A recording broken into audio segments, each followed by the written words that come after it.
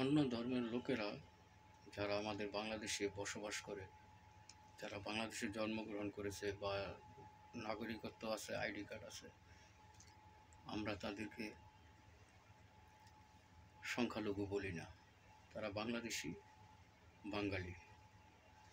এখন বিষয়টা হইতেছে, যেভাবে চক্রান্ত হচ্ছে, আমার কথাগুলো অন্য ধর্মের ভাইরা হয়তো বা শুনতেছেন বা শুনবেন। আমার কথাগুলো হচ্ছে বিভিন্ন জায়গায় ইদানিং দেখতে পাচ্ছি যে মুসলমান মেয়েরা হিন্দু ধর্মের লোকদের দ্বারা ধর্ষিত হচ্ছে। তো ভাই, আমি আপনাদের কাছে একটা কথা প্রশ্ন করি, আপনারা হয়তোবা কোনো মানুষের দ্বারা প্রবঞ্চিত হয়ে, কোনো মানুষের প্ররোচনায় পড়ে এই নগণ্য কাজ করতেছেন, এই জঘন্য কাজে লিপ্ত আছেন। ঠিক আছে, একটা বার চিন্তা করেন তো,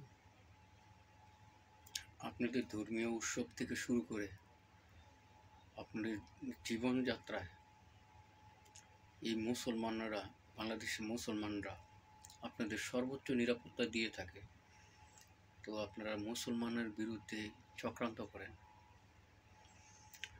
ইচ্ছাকৃতভাবে এরকম প্ল্যানিং করছেন যে মুসলমানদের মেয়েদেরকে ধর্ষণ করবেন।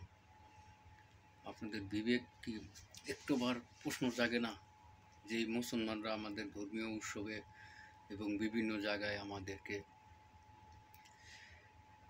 নিরাপত্তা দিয়ে থাকে, আমাদের কোনো ডিস্টার্ব করে না?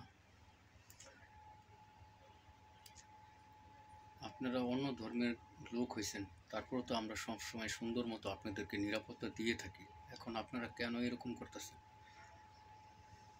কারো প্রবঞ্চনায় পড়ে এরকম করেন না প্লিজ, আপনাদের কাছে অনুরোধ, প্লিজ। কারণ আপনারাও বাংলাদেশি, আমরাও বাংলাদেশি, আপনাদেরকে আমরা সবসময় বাংলাদেশি হিসেবেই চিন্তা করি। আপনাদেরকে আমরা কোনোক্ষণই বলি নাই যে আপনারা বাংলাদেশি না। আমরা কখনো সংখ্যালঘুও বলি না। 92% মুসলমানের দেশ এটা। আপনাদের সর্বোচ্চ নিরাপত্তা দেওয়া আমাদের ধর্মীয় আদেশ, আমাদের নবীজি সাল্লাল্লাহু আলাইহি সাল্লামের আদেশ, আমাদের কোরআনের মধ্যে আল্লাহ রাব্বুল আলামিন সমস্ত বিধিবিধান লিপিবদ্ধ করে দিয়েছে, আমরা সেই অনুযায়ী চলি।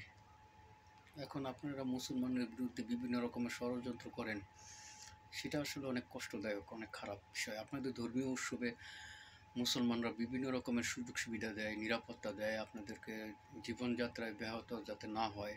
এবং অনেক হিন্দু ভাই পরিবার আছে যারা অনেক দুঃখ, অভাবে, অনাটনে আছে, তাদেরকে সাহায্য করে এই মুসলমানরা।